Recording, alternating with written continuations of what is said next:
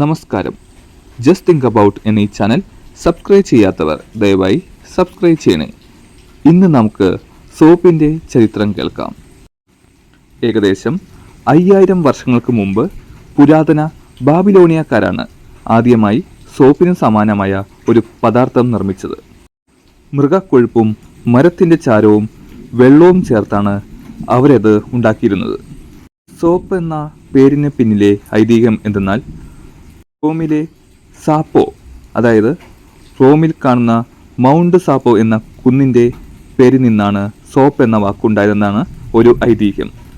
അവിടെ ബലി നൽകിയിരുന്ന മൃഗങ്ങളുടെ കൊഴുപ്പും ചാരവും മഴവെള്ളത്തിൽ കലർന്ന് അത് ഒഴുകി ടൈബർ നദിയിലെത്തുകയും ആ ഭാഗത്ത് വസ്ത്രങ്ങൾ കഴുകുന്നത് എളുപ്പമാണെന്ന് അവിടുത്തെ ആളുകൾ കണ്ടെത്തുകയും ചെയ്തു.